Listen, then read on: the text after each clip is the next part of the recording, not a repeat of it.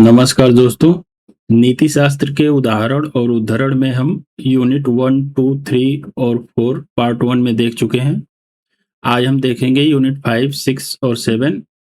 इसके अलावा नैतिक दुविधाएं केस स्टडी के लिए भी हम देखेंगे। ठीक है, इन दोनों पार्ट का यूज आप एस्से में भी कर सकते हैं, उससे आपका एस्से बेहतर भी होगा और वैल्यू एडिशन के लिए महत्वपूर्ण है।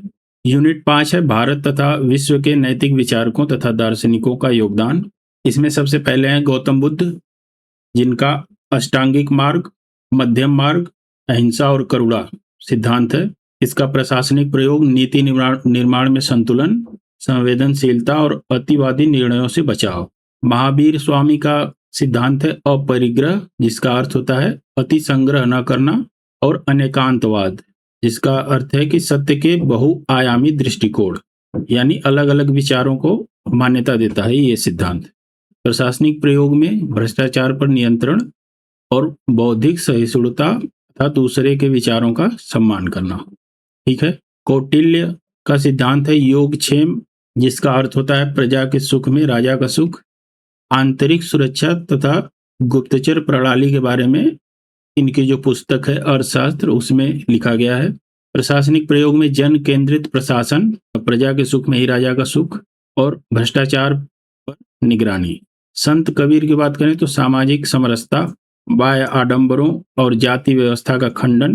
प्रशासनिक प्रयोग सामाजिक न्याय, निष्पक्षता और पूर्वाग्रह मुक्त प्रशासन। गुरु नानक देव, इन्होंने वंड छकों की परंपरा विकसित की थी, जिसका अर्थ है साझा करना। इसके अलावा किरत करो यानी ईमानदार श्रम और नाम जपो की अवधारणा।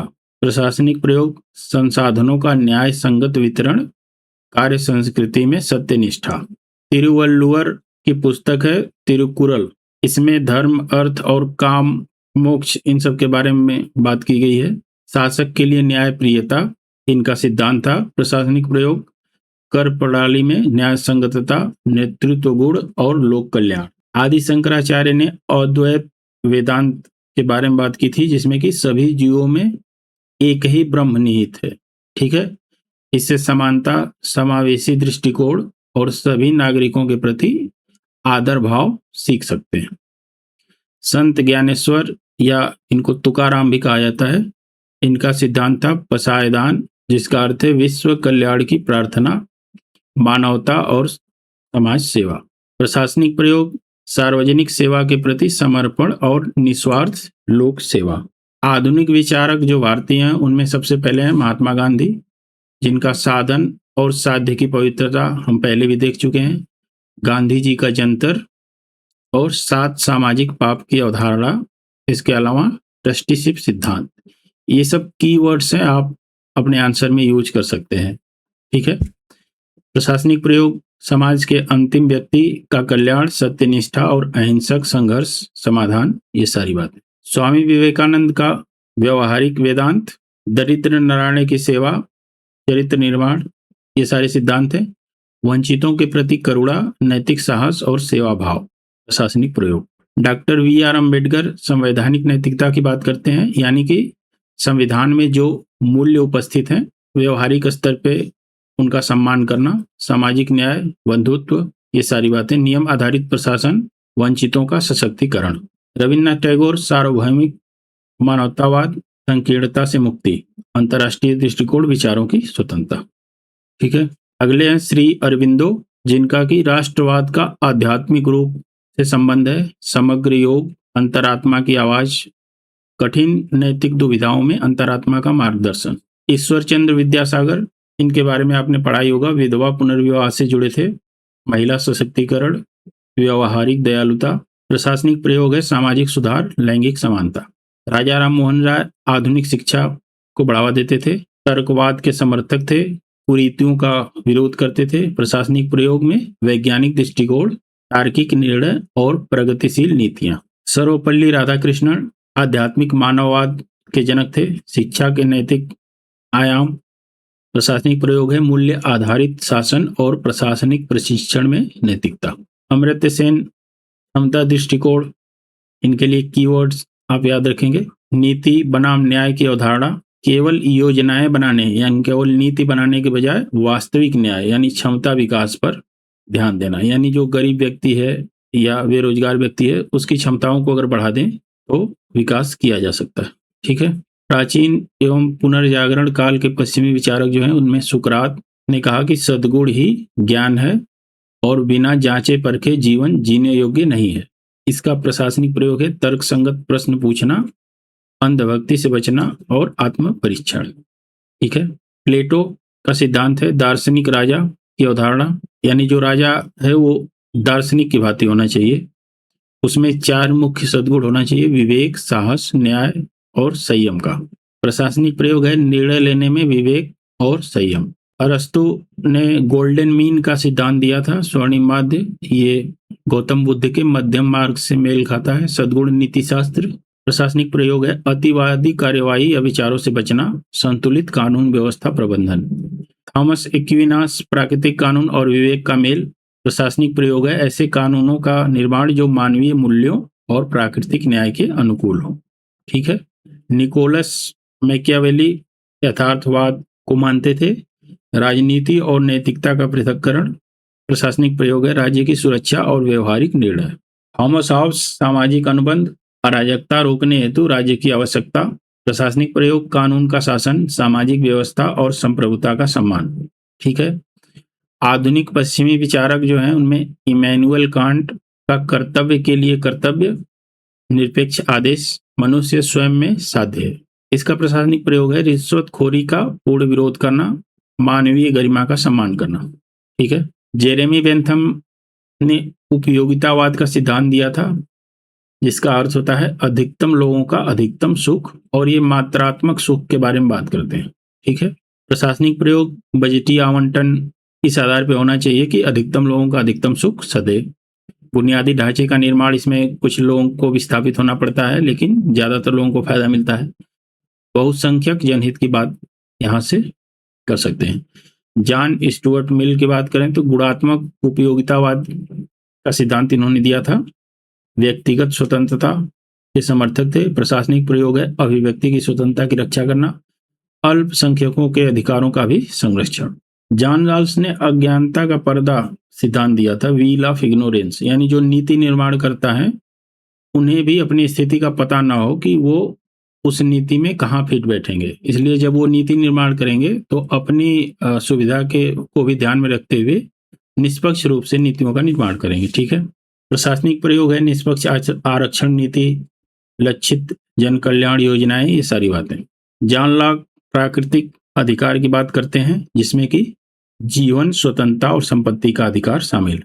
प्रशासनिक प्रयोग है नागरिकों के मौलिक अधिकारों की सुरक्षा, सीमित सरकार। ठीक है। जीन जैक्स रूसो सामान्य इच्छा का सिद्धांत, लोकप्रिय संप्रभुता, ये सब कीवर्ड्स हैं।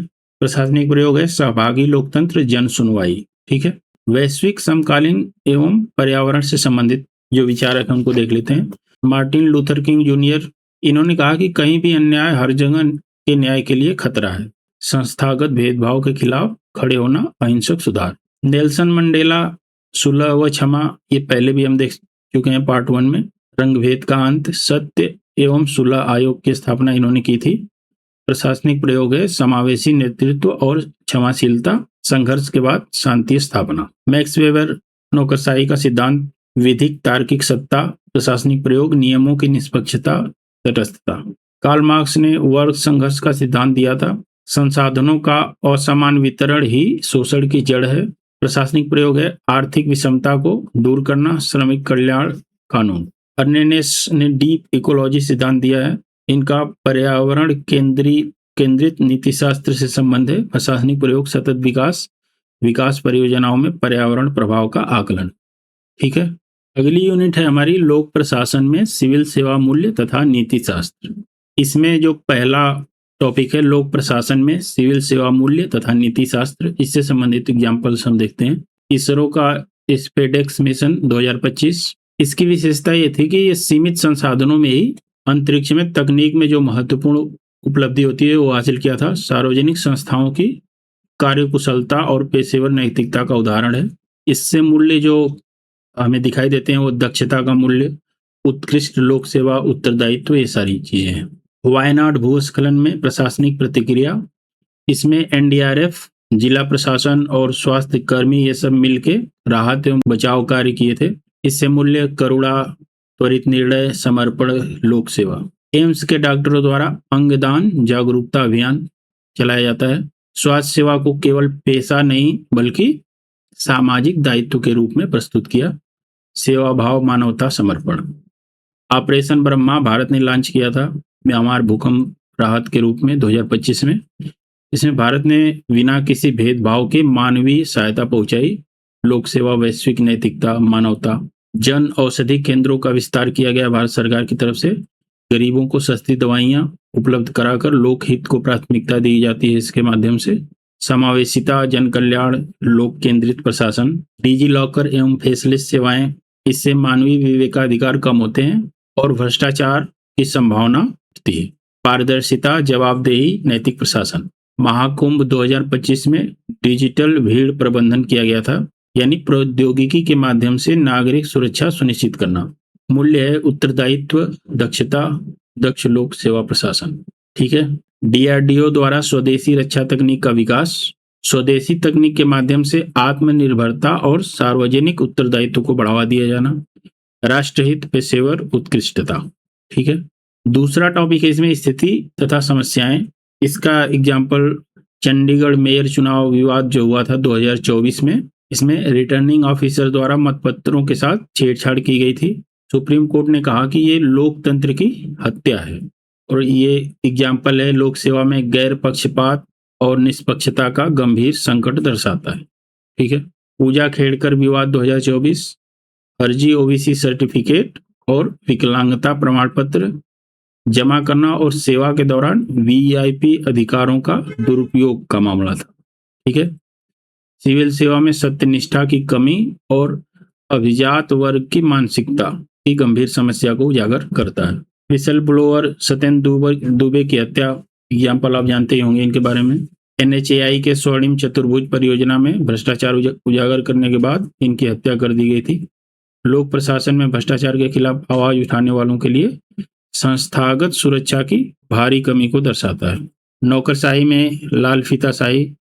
कई बार जो प्रशासनिक अधिकारी होते हैं नियमों का सहारा लेकर गरीब कल्याण की जो योजनाएं हैं उसमें देरी करते हैं, जैसे कि राशन कार्ड या पेंशन सत्यापन में महीनों का समय लग जाता है। यह सहानुभूति और करुणा के अभाव की समस्या को दर्शाता है, जहाँ की साध्य नियम जो है वो साध्य बन जाता है और जनता का कल्याण जो है वो गौड़ हो जाता है। नीट यूजीसी 2026 पेपर लीक, भर्ती परीक्षाओं में पारदर्शिता और सार्वजनिक विश्वास का संकट। दिल्ली कोचिंग सेंटर हादसा 2024, जिसमें कि बेसमेंट में कुछ बच्चों की डूबने से मृत्यु हो गई थी। नियमों की अनदेखी बनाम मानव जीवन की सुरक्षा। मणिपुर हिंसा, कानून व्यवस्था, निष्पक्ष प्रशासन और विश्वास बहाली का मामला है। सरकारी योजनाओं में जो घोस्ट बेनिफिशियरी की समस्या है, इसमें जो एक्चुअल बेनिफिशियरी होते हैं उनको इन योजनाओं का लाभ नहीं मिल पाता है। जवाबदेही और निगरानी की कमी। अगला टॉपिक है इसमें सरकारी और निजी संस्थानों में नैतिक चिंताएं और दुविधाएं। ठीक है। तो विकास बनाम पर्यावरण संरक्षण, जैसे कि एनएचएआई, चार धाम ऑल वेदर रोड का निर्माण बनाम हिमालय की संवेदनशील परिस्थितिकी। गोपनीयता का अधिकार बनाम राष्ट्रीय सुरक्षा, जैसे कि खुफिया एजेंसियां जो है आईबी और रा, इनके द्वारा किसी संदिग्ध नागरिक के फोन को टैप करना। एआई आधारित भर्ती, अमेजन का जो उदाहरण है, अमेजन ने पाया कि उसका एआई भर्ती मॉडल जो है महिलाओं के प्रति पक्षपाती परिणाम दे रहा था, इसलिए उसे बंद करना पड़ा। नैतिक चिंता इससे जो उभरती है एल्गोरिदम पक्षपात की। ठीक है। डॉक्टरों को दवा कंपनियों द्वारा महंगे उपहार। नैतिक चिंताएं, हितों का टकराव। डॉक्टर द्वारा मरीज के हित में दवा लिखना या कंपनी के प्रभाव में। बायजूस का वित्तीय संकट जो था, नैतिक चिंता ये है कि वित्तीय पारदर्शिता, निवेशकों और कर्मचारियों के प्रति जवाबदेही। दुविधा क्या थी, तो कंपनी केवल निवेश आकर्षित करने के लिए वास्तविक स्थिति जो है थी उसको दरकिनार कर रही थी। फार्मास्यूटिकल कंपनियों द्वारा दवाओं का मूल्य निर्धारण। कैंसर रोधी जीवन रक्षक जो दवाएं हैं बहुत महंगी होती हैं, क्योंकि अनुसंधान खर्च जुड़ा होता है। अधिकतम लाभ कमाने की जो व्यावसायिक मानसिकता है उससे मानव की रक्षा, गरीबों के स्वास्थ्य का अधिकार ये प्रभावित होता है। वॉक्सवैगन का एमिशन स्कैंडल जो था जर्मनी की कार निर्माता कंपनी ने अपनी कारों में एक सॉफ्टवेयर लगाया था जो कि प्रदूषण के स्तर को छुपा देता था लैब टेस्ट में। ये पर्यावरणीय नैतिकता और अनुचित व्यावसायिक लाभ से जुड़ा हुआ मामला है। आरटीआई बनाम राष्ट्रीय सुरक्षा, पारदर्शिता बनाम सुरक्षा या गोपनीयता, स्वास्थ्य विभाग और सीमित आईसीयू बेड, महामारी या आपदा के समय किस मरीज को प्राथमिकता मिले। चुनाव आयोग की बात करें तो निष्पक्षता बनाम राजनीतिक दबाव का मामला उभरता है। उद्धरण इससे संबंधित कि जब नीति और नैतिकता में टकराव हो तो जीत हमेशा नैतिकता की होनी चाहिए। महात्मा गांधी का कथन है, व्यापार बिना नीति के एक सामाजिक पाप है। महात्मा गांधी के जो 7 सामाजिक पाप है उनमें से एक है। यदि आपको चुनना पड़े कि सही क्या है और आसान क्या है तो हमेशा सही को चुने। Righty Bennett. अगला टॉपिक है इसमें नैतिक मार्गदर्शन के स्रोतों के रूप में विधि, नियम, विनियम तथा अंतरात्मा। इसमें सती प्रथा निषेध अधिनियम 1829 जो कि नैतिक मार्गदर्शन के रूप में विधि है। यहाँ विधि ने रूढ़िवादी सामाजिक नैतिकता को बदलकर एक उच्च मानवीय नैतिकता का मार्गदर्शन किया। विशाखा गाइडलाइंस 1997 नैतिक मार्गदर्शन के रूप में नियम या विनियम कार्यस्थल पर महिलाओं के यौन उत्पीड़न को रोकने के लिए सुप्रीम कोर्ट द्वारा जारी किया गया था और ये नियम तब तक कानून की तरह प्रभावी रहा जब तक कि संसद ने कानून नहीं बनाया। गांधी जी का दांडी मार्च, विधि के ऊपर अंतरात्मा को वरीयता। जब कोई कानून न्याय और मानवीय गरिमा के खिलाफ हो तो अंतरात्मा की आवाज सुननी चाहिए। आरटीआई अधिनियम 2005 पारदर्शिता के लिए विधि, पारदर्शिता और सत्यनिष्ठा का पालन करने के लिए बाध्यकारी नैतिक मार्गदर्शन। आदर्श आचार संहिता जो कि चुनाव आयोग द्वारा लागू की जाती है चुनावों की घोषणा के बाद। नैतिक मार्गदर्शन के रूप में नियम, निर्वाचन आयोग द्वारा चुनाव के दौरान राजनीतिक दलों और उम्मीदवारों के मार्गदर्शन और नियंत्रण के लिए दिशा निर्देश। भारतीय न्याय संहिता 2024 हिट एंड रन कानून पर विवाद था इसमें, क्योंकि दुर्घटना के बाद भागने वाले ड्राइवरों के लिए 7 वर्ष की कड़ी सजा का प्रावधान था, जबकि ड्राइवरों ने हड़ताल किया और कहा कि अगर भीड़ हिंसा करेगी तो वो क्या करेंगे, भागेंगे ही। ठीक है। सुप्रीम कोर्ट द्वारा चुनावी बॉन्ड स्कीम को असंवैधानिक बताना। यहाँ न्यायालय ने संवैधानिक विधि की व्याख्या के जरिए राजनीतिक फंडिंग में पारदर्शिता और शुचिता को का नैतिक मार्गदर्शन किया। ठीक है। पर्यावरण संरक्षण अधिनियम 1986 जो है सतत विकास के लिए विनियम, अंतर पीढ़ीगत न्याय, इंटर जनरेशनल जस्टिस सुनिश्चित करता है। डॉक्टर BR अम्बेडकर द्वारा हिंदू कोड बिल का समर्थन। रूढ़िवादी समाज के भारी विरोध के बावजूद डॉक्टर अम्बेडकर की अंतरात्मा ने महिलाओं को पुरुषों के बराबर अधिकार संपत्ति और विवाह में देने की वकालत की और इसके समर्थन में कानून मंत्री के पद से त्याग पत्र भी दे दिया। कोर्ट से देख लेते हैं इससे संबंधित। अंतरात्मा की अदालत बाकी सभी अदालतों से ऊपर है। महात्मा गांधी, भीतर की आवाज ही मनुष्य का सबसे सच्चा मार्गदर्शक है जब बाहर की सभी विधियां मौन हो जाती हैं। Jean Jacques Rousseau. अगला टॉपिक है उत्तरदायित्व एवं नैतिक शासन। इसमें डिजिटल इंडिया और जो डायरेक्ट बेनिफिट ट्रांसफर की योजनाएं हैं तकनीक के माध्यम से नैतिक मूल्यों का सुदृढ़ीकरण। GM पोर्टल द्वारा सरकारी खरीद ऑनलाइन और प्रतिस्पर्धी प्रक्रिया है। इससे मनमानी खरीद, पक्षपात और भ्रष्टाचार की संभावना कम होती है। सोशल ऑडिट मनरेगा में किया जाता है। जब जनता स्वयं सरकारी योजनाओं का मूल्यांकन करती है तो अधिकारियों की जवाबदेही बढ़ती है। आरटीआई अधिनियम 2005 आरटीआई नागरिकों को सरकार से प्रश्न पूछने का अधिकार देता है, जिससे प्रशासन अधिक उत्तरदायी बनता है।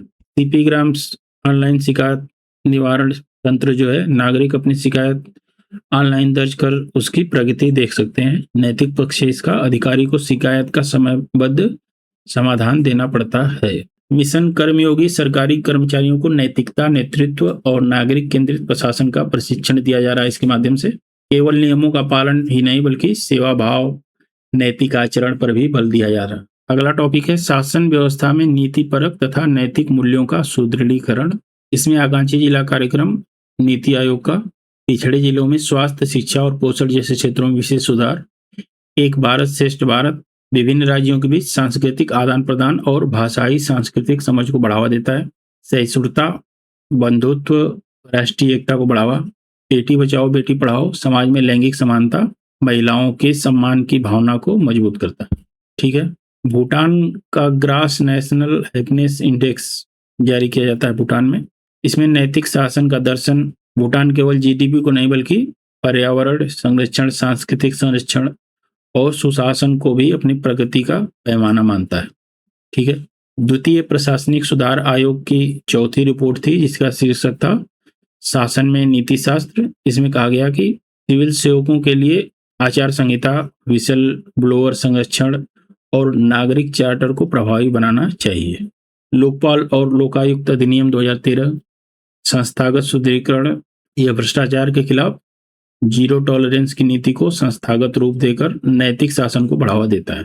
एक पेड़ माँ के नाम अभियान नागरिकों को अपनी माँ के सम्मान में एक पेड़ लगाने के लिए प्रेरित करता है।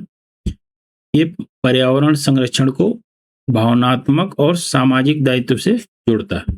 उद्धरण इससे संबंधित है, जवाबदेही केवल उत्तर देने के बारे में नहीं है, यह परिणाम भुगतने की जिम्मेदारी लेने के बारे में है। लाल बहादुर शास्त्री। नैतिक शासन का अर्थ केवल भ्रष्टाचार की अनुपस्थिति नहीं है बल्कि न्याय की सक्रिय उपस्थिति है। Doctor APJ Abdul Kalam. अगला टॉपिक इसमें अंतर्राष्ट्रीय संबंधों तथा निधि व्यवस्था में नैतिक मुद्दे। इसमें जो पहला है वैक्सीन राष्ट्रवाद बनाम वैक्सीन मैत्री। कोविड-19 के दौरान कई अमीर देश जो थे वो अपनी आबादी से 3-4 गुना अधिक टीके खरीद के रख लिए थे। इससे गरीब देशों को परेशानी हो रही थी क्योंकि उनको टीके मिल नहीं रहे थे।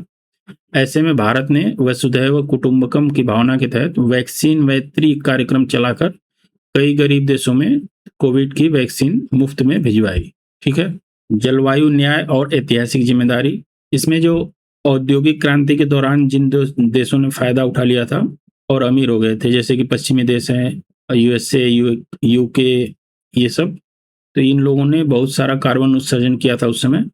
और अब विकासशील देश जो हैं जैसे कि भारत और अफ्रीकी देश, इनको उत्सर्जन कम करने के लिए दबाव बना रहे हैं। तो ये पर्यावरणीय असमानता संबंधित मामला है। ठीक है। चीन की ऋण जाल कूटनीति जो है, ये संप्रभु देशों को उनकी क्षमता से अधिक महंगा ऋण दे देते हैं और फिर उनके संपत्तियों पर कब्जा कर लेते हैं। जैसे कि श्रीलंका के हम्बनटोटा बंदरगाह को इन्होंने 99 साल की लीज पर ले रखा है। ठीक है। सीरिया और म्यांमार में रोहिंग्या शरणार्थी संकट जो है, युद्ध और उत्पीड़न के कारण पलायन, पड़ोसी देशों ने अपनी सीमाएं बंद कर ली। यह अंतर्राष्ट्रीय संबंधों में राष्ट्रीय सुरक्षा बनाम वैश्विक मानवीय कर्तव्य के बीच नैतिक दुविधा और संकट को दर्शाता है। WTO में बौद्धिक संपदा अधिकार बनाम गरीब देश में स्वास्थ्य यानी व्यावसायिक कूटनीति से संबंधित है। ये अंतर्राष्ट्रीय मंचों पर मानव जीवन के अधिकार के ऊपर कारपोरेट मुनाफे व संधियों को रखने का नैतिक मुद्दा है। अंतर्राष्ट्रीय मुद्रा कोष की कठोर संरचनात्मक शर्तें। IMF वित्तीय संकट में ऋण देने के बदले कई गरीब देशों को अपनी जन कल्याणकारी योजनाओं को बंद करने के लिए मजबूर करता है और ये फंडिंग में सहानुभूति की कमी और अनैतिक शर्तों को दर्शाता है। ठीक है। रूस, यूक्रेन और इजराइल गाजा संघर्ष में पश्चिम का दोहरा रवैया या इसको कह सकते हैं चयनित मानवाधिकार। इसमें रूस पर तो प्रतिबंध लगा दिया गया लेकिन इजराइल को समर्थन जारी रखा पश्चिमी देशों ने। उदाहरण की बात करें तो सच्ची वैश्विक प्रगति तभी संभव है जब शक्तिशाली देश कमजोर के प्रति न्याय की भावना रखें। नेल्सन मंडेला का कथन है। अंतर्राष्ट्रीय फंडिंग को कभी भी संप्रभुता को कुचलने का हथियार नहीं बनना चाहिए। Kofi Annan. अगला टॉपिक कारपोरेट गवर्नेंस। इसमें जो सबसे फेमस एग्जाम्पल है सत्यम कंप्यूटर स्कैंडल 2009। इसमें कारपोरेट गवर्नेंस की विफलता का उदाहरण है। ये फर्जी मुनाफा और बैंक बैलेंस दिखाकर लेखांकन धोखाधड़ी से संबंधित था। टाटा बनाम साइरस मिस्त्री विवाद। अल्पसंख्यक शेयरधारकों के हितों की अनदेखी की गई थी। यह बोर्ड रूम एथिक्स और संस्थागत प्रक्रियाओं के पालन के महत्व को दर्शाता है। नारायण मूर्ति और इंफोसिस का उदाहरण अगर हम देखें तो ये उच्च कारपोरेट मूल्य का उदाहरण है। यह वंशवाद के खिलाफ और योग्यता आधारित कारपोरेट शासन का अनुकरणीय उदाहरण है। विप्रो के अजीम प्रेमजी द्वारा परोपकार जो किया जाता है। अजीम प्रेमजी ने अपनी संपत्ति का एक बहुत बड़ा हिस्सा शिक्षा और सामाजिक विकास के लिए अपने फाउंडेशन को दान कर दिया। ये कारपोरेट जगत में ट्रस्टीशिप सिद्धांत जो गांधी जी का है उसका जीवंत उदाहरण है। ICICI बैंक की चंदा कोचर का जो मामला था, CEO रहते हुए इन्होंने वीडियोकॉन समूह को करोड़ों रुपए का लोन स्वीकृत किया था जिसके बदले वीडियोकॉन ने उनके पति की कंपनी में निवेश किया था। ये हितों के टकराव और भाई भतीजावाद से संबंधित मामला है। ग्रीन वॉशिंग की प्रवृत्ति कारपोरेट पाखंड का उदाहरण है ये। इसमें जो कई बड़ी तेल, प्लास्टिक या फैशन कंपनियां जो हैं खुद को विज्ञापनों में बहुत पर्यावरण अनुकूल दिखाती हैं, जबकि वास्तव में उनका जो मुख्य व्यवसाय होता है वो बड़े पैमाने पर प्रदूषण फैला रहा होता है। इसी को कहा जाता है ग्रीन वॉशिंग। बायजूस का वित्तीय संकट कारपोरेट कुप्रबंधन का उदाहरण है। अंधाधुंध विकास बनाम वित्तीय शुचिता। उद्धरण इससे संबंधित है। शेयर धारकों का मूल्य तभी सुरक्षित रहता है जब कॉर्पोरेट मूल्य सुरक्षित होते हैं। Warren Buffett. एक कंपनी का चरित्र उसके बोर्ड रूम में लिए गए निर्णयों से झलकता है। अजीम प्रेमजी। अगली यूनिट है शासन व्यवस्था में ईमानदारी, और इसमें पहला टॉपिक है लोक सेवा की अवधारणा। इसका एग्जाम्पल अगर हम देखें तो गांधी जी का जंतर जो है, कोई भी निर्णय लेते समय समाज के सबसे कमजोर और गरीब व्यक्ति को याद करना लोक सेवा के वास्तविक उद्देश्य को परिभाषित करता है। महाकुंभ 2025 में रेलवे कर्मचारी जो थे वो लगातार अपनी सेवा दे रहे थे। इसमें विशेष ट्रेनें, 24 घंटे सेवा देना, ये सारी चीजें शामिल थी। ठीक है। आशा कार्यकर्ताओं की ग्रामीण स्वास्थ्य सेवा में जो भूमिका है, सीमित मानदेय और कठिन परिस्थितियों के बावजूद टीकाकरण, मातृ स्वास्थ्य और जागरूकता का कार्य करती। पोलियो उन्मूलन अभियान जो था बहुत सफल हुआ था भारत का। लाखों स्वास्थ्य कर्मियों और स्वयंसेवकों ने वर्षों तक घर घर जाकर बच्चों को पोलियो ड्रॉप्स पिलाई। मिशन इंद्रधनुष, बच्चों और गर्भवती महिलाओं तक टीकाकरण पहुंचाने के लिए स्वास्थ्य कर्मियों ने कठिन भौगोलिक परिस्थितियों का सामना किया था। थॉमस जेफरसन का लोकतांत्रिक दृष्टिकोण सिद्धांत जो है, लोक सेवक जनता के स्वामी नहीं बल्कि उनके अधिकारों के रक्षक और सेवक हैं, जो आधुनिक लोकतांत्रिक लोक सेवा की रीढ़ है। लद्दाख में बीआरओ का अभियान, शून्य से नीचे तापमान में भी राष्ट्रीय सुरक्षा हेतु समर्पित लोक सेवा। अगला टॉपिक है इसमें शासन व्यवस्था और ईमानदारी का दार्शनिक आधार, जिसमें कि कौटिल्य का प्रजा सुखे सुखम राज्ञ का सिद्धांत जो है, इस शासक का अपना कोई स्वतंत्र हित नहीं होता, उसका कल्याण पूरी तरह से जनता के सुख में निहित होता है। ठीक है। जॉन राल्स का अज्ञानता का पर्दा, इसको हमने अभी देखा था। ये सब कीवर्ड्स हैं, आप अपने आंसर में यूज करेंगे। ठीक है। यह दार्शनिक उपकरण निर्माताओं को खुद ही सामाजिक स्थिति भूलकर नियम बनाने की प्रेरणा देता है, जिससे शासन में निष्पक्षता और ईमानदारी सुनिश्चित होती है। इमैनुएल कांट का कर्तव्य के लिए कर्तव्य, यानी परिणाम की चिंता किए बिना केवल अपने प्रशासनिक दायित्वों को नैतिक रूप से सही मानकर पूरा करना। सुकरात का सद्गुण ही ज्ञान है। यदि किसी प्रशासक के भीतर व्यक्तिगत ईमानदारी, न्याय का सद्गुण नहीं है, तो वह केवल कानूनों के बल पर शासन में शुचिता नहीं ला सकता। राजा राम मोहन राय का सामाजिक न्याय दर्शन, इन्होंने सती प्रथा को समाप्त करने में भूमिका निभाई थी। शासन का दार्शनिक आधार सामाजिक रूढ़ियों से ऊपर मानवीय विवेक होना चाहिए। प्लेटो का दार्शनिक राजा सिद्धांत, शासक को सांसारिक मोह माया और संपत्ति के लालच से मुक्त होना चाहिए, ताकि वह बिना किसी व्यक्तिगत स्वार्थ के पूर्ण ईमानदारी से न्याय कर सके। स्वामी विवेकानंद का दरिद्र नारायण का सिद्धांत, इन्होंने कहा कि प्रत्येक गरीब और शोषित व्यक्ति में ईश्वर का रूप देखना चाहिए, और प्रशासकों को संवेदनशील और करुणामयी शासन की दार्शनिक प्रेरणा देता है। थॉमस हॉब्स का सामाजिक समझौता सिद्धांत, शासन व्यवस्था का मुख्य दार्शनिक आधार नागरिकों के जीवन और अधिकारों की रक्षा करना है। शासन ईमानदार नहीं है तो यह समझौता टूट जाता है। भारत का ग्लोबल बायोफ्यूल एलायंस नेतृत्व, पर्यावरण संरक्षण को वैश्विक शासन का मुख्य आधार बनाना, यह दार्शनिक रूप से अंतर पीढ़ीगत न्याय और प्रकृति के प्रति ईमानदारी को प्रदर्शित करता है। अगला टॉपिक है इसमें सरकार में सूचना का आदान प्रदान और पारदर्शिता। Government e market place GEM portal जो है, इसके माध्यम से सरकारी खरीद को ऑनलाइन और सार्वजनिक कर बिचौलियों को हटाना, कोई भी नागरिक देख सकता है कि किस विभाग ने क्या क्या सामान खरीदा है। ठीक है। मुकदमों की लाइव स्ट्रीमिंग, सुप्रीम कोर्ट सहित कई उच्च न्यायालयों में पारदर्शिता को बढ़ावा देता है। नीति आयोग के विभिन्न सूचकांक, SDG, इंडिया इंडेक्स, राज्यों के प्रदर्शन का डेटा सार्वजनिक रूप से साझा करना, जिससे प्रतिस्पर्धी संघवाद और शासन में खुलापन बढ़ता है। उमंग और डिजी लॉकर ऐप जो है, नागरिकों के प्रमाण पत्रों और सरकारी सेवाओं की स्थिति को सीधे पारदर्शी तरीके से उनके मोबाइल पर उपलब्ध कराना, जिससे कि दफ्तरों की गोपनीयता की संस्कृति टूटी है। ठीक है। राष्ट्रीय न्यायिक डेटा ग्रिड जो है, देश की अदालतों में लंबित मामलों का रियल टाइम डेटा जनता के लिए साझा करता है, जिससे कि न्यायिक जवाबदेही और पारदर्शिता सुनिश्चित होती है। कोल ब्लॉक आवंटन के लिए ई नीलामी प्रक्रिया शुरू की गई थी, जो कि 2G और कोयला घोटाले के बाद सरकार द्वारा प्राकृतिक संसाधनों के आवंटन को पूरी तरह से पारदर्शी और ऑनलाइन नीलामी में बदल दिया गया था। NHAI का राडार आधारित प्रोजेक्ट मॉनिटरिंग, उपग्रह चित्रों और ड्रोन डेटा को सार्वजनिक डैशबोर्ड पर साझा करना, कंपनी मामलों के मंत्रालय का MCA पोर्टल V3, जो कि AI आधारित पोर्टल है, इसमें कारपोरेट धोखाधड़ी पर रोक लगाता है। कोर्स इससे संबंधित है कि पारदर्शिता ही वह धूप है जो भ्रष्टाचार के कीटाणुओं को नाश करती है। Woodrow Wilson. अगला टॉपिक है इसमें सूचना का अधिकार, RTI। इससे संबंधित कुछ उदाहरण है आदर्श हाउसिंग सोसाइटी घोटाला जो मुंबई का था।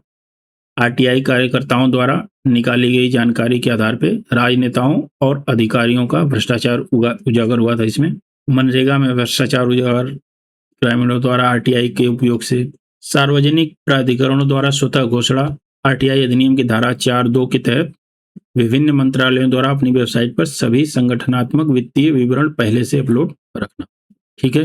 केंद्रीय सूचना आयोग का डिजिटल शिकायत पोर्टल, RTI आवेदकों के लिए ऑनलाइन अपील दायर करना और वीडियो कॉन्फ्रेंसिंग के माध्यम से सुनवाई की सुविधा प्रदान करना। कॉमनवेल्थ गेम्स घोटाला RTI के माध्यम से उजागर किया गया था। RTI बनाम राष्ट्रीय सुरक्षा, रक्षा या खुफिया एजेंसियों से जुड़ी सूचनाएं RTI की धारा 8 के तहत सीमित होती हैं। ठीक है। सुप्रीम कोर्ट का चुनावी बॉन्ड डेटा सार्वजनिक करने का आदेश 2024। न्यायालय ने स्पष्ट किया कि मतदाताओं को जानने का अधिकार संविधान के अनुच्छेद 19(1)(a) के तहत एक मौलिक अधिकार है। यह RTI की मूल भावना को सुदृढ़ करता है। कोर्ट इससे संबंधित है जानने का अधिकार अभिव्यक्ति की स्वतंत्रता का ही दूसरा पहलू है। बिना सूचना के लोकतंत्र एक छलावा है। Supreme court of India. जब जनता जानती है कि सरकार क्या कर रही है, तब सरकार वह करती है जो जनता चाहती है। थॉमस जेफरसन का कोट है ये। अगला टॉपिक है इसमें नीतिपरक आचार संहिता, कोड ऑफ एथिक्स। नोलन समिति के 7 सिद्धांत इससे संबंधित है। सार्वजनिक जीवन के लिए सत्यनिष्ठा, निस्वार्थता, वस्तुनिष्ठता, जवाबदेही, खुलापन, ईमानदारी और नेतृत्व का मूल्य जो प्रशासनिक आचार संहिता का आधार है। सेकेंड ARC की चौथी रिपोर्ट जिसका शीर्षक है शासन में नीति शास्त्र, रिपोर्ट में सिविल सेवकों के लिए व्यापक नैतिक सिद्धांतों की सिफारिश की गई है। अंतर्राष्ट्रीय सिविल सेवा आचार संहिता यूनाइटेड नेशन की जो है संयुक्त राष्ट्र के अधिकारियों के लिए बनाई गई संहिता है। इसमें वैश्विक स्तर पर सांस्कृतिक विविधता का सम्मान करते हुए निष्पक्षता और मानवीय मूल्यों को सर्वोपरि रखा जाता है। ठीक है। लोकपाल संस्थान का मार्गदर्शक सिद्धांत जो है माँ गृह कस्यस्वी धनम, किसी के धन का लोभ मत करो, यह वाक्य लोकपाल के लिए एक सर्वोच्च नीतिपरक आचार संहिता है। ठीक है। मिशन कर्मयोगी का 3 चरणीय नैतिक ढांचा, सिविल सेवकों में अहंकार को हटाकर सेवा भाव और नागरिक के प्रति संवेदनशीलता के अमूर्त नैतिक मूल्यों को विकसित करने का व्यापक प्रशिक्षण मॉड्यूल। कोर्स इससे संबंधित है। आचार संहिता केवल नियमों की पुस्तक नहीं है, यह एक लोक सेवक का नैतिक कंपास है। नोलन समिति। जब संस्थागत आचार संहिता मजबूत होती है तो व्यक्तिगत भ्रष्टाचार के अवसर अपने आप समाप्त हो जाते हैं। ठीक है। अगला टॉपिक इसमें आचरण संहिता, कोड ऑफ कंडक्ट। केंद्रीय सिविल सेवा आचरण नियमावली 1964 लोक सेवकों के लिए विशिष्ट और बाध्यकारी नियम जैसे कि उपहार लेने पर प्रतिबंध, निजी व्यापार न करना, संपत्ति का वार्षिक विवरण देना, ये सारी चीजें। चुनाव आयोग की आदर्श आचार संहिता जो है MCC, चुनाव के दौरान राजनीतिक दलों, सरकार द्वारा सरकारी मशीनरी के दुरुपयोग को रोकने और अभद्र भाषा पर प्रतिबंध लगाने वाली सख्त आचरण संहिता। न्यायाधीशों द्वारा हितों के टकराव वाले मामले से स्वयं को अलग करना निष्पक्ष न्याय के लिए जरूरी है। सशस्त्र सेना नियम, आर्मी रूल्स 1954, इसमें सैन्य कर्मियों के लिए राजनीतिक गतिविधियों में भाग लेना, मीडिया में बयान देना, ये सारी चीजें अनुशासनहीनता से संबंधित है। ठीक है। कंपनी अधिनियम 2013 निदेशकों की आचरण संहिता की बात की गई। इसमें कारपोरेट बोर्ड के सदस्यों के लिए इनसाइडर ट्रेडिंग और व्यक्तिगत लाभ के लिए कंपनी के फंड का दुरुपयोग रोकने की कानूनी संहिता। पुलिस मैनुअल आचरण नियम, हिरासत में लिए गए व्यक्ति के मानवाधिकारों की रक्षा और बल प्रयोग की सीमाओं को तय करने वाले विशिष्ट कानूनी नियम। कोर्स इससे संबंधित है। कानून हमें बताता है कि हम क्या करने के लिए बाध्य हैं, लेकिन आचरण संहिता हमें बताती है कि क्या करना सही है। Water Stewart. अगला टॉपिक इसमें नागरिक घोषणा पत्र, सिटीजन्स चार्टर। ठीक है। पासपोर्ट सेवा केंद्र इसका सबसे मुख्य उदाहरण है। मिनिस्ट्री ऑफ एक्सटर्नल अफेयर्स का भारत में सबसे सफल नागरिक घोषणा पत्र का उदाहरण, जहां स्पष्ट लिखा होता है कि पुलिस सत्यापन और पासपोर्ट जारी करने में कितने दिन लगेंगे। ठीक है। केंद्रीय लोक शिकायत निवारण और निगरानी प्रणाली जो है, इसमें तय समय सीमा के भीतर नागरिक की शिकायत का निवारण करना विभाग के लिए अनिवार्य होता है। सर्वोत्तम प्रमाणन मॉडल सरकारी विभागों के नागरिक घोषणा पत्र की गुणवत्ता और सेवा वितरण की प्रभावशीलता का मूल्यांकन करने वाला एक 7 चरणीय राष्ट्रीय ढांचा। भारतीय रेलवे का नागरिक चार्टर ट्रेनों के संचालन, रिफंड नियमों और स्वच्छता सेवाओं के लिए समय सीमा और नागरिक अधिकारों की स्पष्ट जानकारी इसमें लिखी होती है। डाक विभाग का चार्टर जो है, स्पीड पोस्ट रजिस्ट्री की डिलीवरी के दिनों की गारंटी और न पहुंचने पर मुआवजे का पारदर्शी प्रावधान, ये सारी बातें हैं। जीवन बीमा निगम का नागरिक चार्टर, इसमें बीमा दावों के निपटारे और किस्तों के हस्तांतरण के लिए त्वरित और पारदर्शी शिकायत निवारण खिड़की की स्थापना की गई है। अधिकार आधारित सेवा गारंटी कानून कर्नाटक का जो सकला मिशन है। ई नागरिक चार्टर और चैटबॉट एकीकरण, नागरिक रियल टाइम में जान सकें कि उनकी सेवा में देरी क्यों हो रही है। ठीक है। कोर्स है कि समयबद्ध और गुणवत्तापूर्ण सेवा प्रदान करना कोई एहसान नहीं बल्कि नागरिक का संवैधानिक अधिकार है। Supreme court of India. ठीक है। अगला टॉपिक है कार्य संस्कृति, वर्क कल्चर। इसमें इसरो का एग्जाम्पल हम दे सकते हैं कि परिणाम उन्मुख कार्य संस्कृति विफलताओं की जिम्मेदारी नेतृत्व लेता है। लाल फीताशाही की पारंपरिक नौकरशाही संस्कृति, जहां नियमों और फाइलों की औपचारिकता इतनी बढ़ जाती है कि गरीब कल्याण की योजनाएं महीनों अटकी रहती है। ये निगेटिव एग्जाम्पल है इसका। जापानी रेलवे की शिनकानसेन संस्कृति जो है बुलेट ट्रेन से संबंधित है कि यदि ट्रेन 20 सेकंड भी लेट हो जाए तो चालक दल द्वारा लिखित माफीनामा दिया जाता है। यह समयबद्धता और कर्तव्य निष्ठा की चरम कार्य संस्कृति है। साइलो मानसिकता की बात करें तो जल बोर्ड और पीडब्ल्यू द्वारा बिना आपसी समन्वय के कार्य करना, जिसमें कि सड़क बनते ही पाइपलाइन के लिए खोद देना, टीम वर्क की कमी को दर्शाता है। अमूल का सहकारी मॉडल जो है ग्रामीण किसानों और आधुनिक प्रबंधकों के बीच आपसी विश्वास और समानता पर आधारित कार्य संस्कृति को दर्शाता है। गूगल की नवाचार अनुकूल कार्य संस्कृति कर्मचारियों को रचनात्मक कार्यों के लिए 20% समय देना और काम के घंटों में लचीलापन रखना, इससे उत्पादकता बढ़ती है। कोट इससे संबंधित देख लेते हैं कि साइलो मानसिकता और लाल फीताशाही की कार्य संस्कृति ही सुशासन की सबसे बड़ी शत्रु है। ई श्रीधरन का कोट है, एक सकारात्मक कार्य संस्कृति नियमों के भय से नहीं बल्कि साझा नैतिक मूल्यों और उद्देश्यों से बनती है। नारायण मूर्ति। अगला टॉपिक है हमारा सेवा प्रदान करने की गुणवत्ता। इसमें डीबीटी का उदाहरण है कि सब्सिडी, छात्रवृत्ति और किसान सम्मान निधि जैसी योजनाओं का जो पैसा है वो बिना किसी बिचौलिए के सीधे लाभार्थियों के खाते में जाता है। सेवा वितरण की गुणवत्ता और सटीकता को बढ़ा दिया इसने। ठीक है। आयुष्मान भारत पीएम जन आरोग्य योजना जो है कैशलेस और पेपरलेस स्वास्थ्य बीमा प्रदान करती है। One nation one ration card देश के किसी भी हिस्से में रहने वाले प्रवासी मजदूरों को बायोमेट्रिक सत्यापन के माध्यम से राशन दिया जाता है। ये भौगोलिक सीमाओं से मुक्त गुणवत्तापूर्ण सेवा है। पीएम गति शक्ति राष्ट्रीय मास्टर प्लान बुनियादी ढांचा परियोजनाओं के योजना निर्माण को डिजिटल प्लेटफॉर्म पर एकीकृत करना ताकि परियोजनाओं में देरी न हो।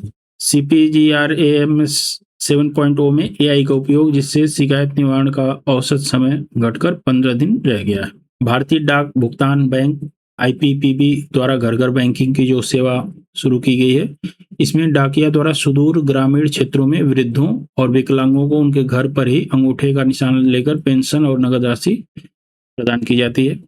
भारत नेट परियोजना जो है ग्रामीण पंचायतों को हाई स्पीड ब्रॉडबैंड से जोड़ता है ताकि गांव में भी शहरों की तरह डिजिटल बैंकिंग और ई शिक्षा की गुणवत्ता मिल सके।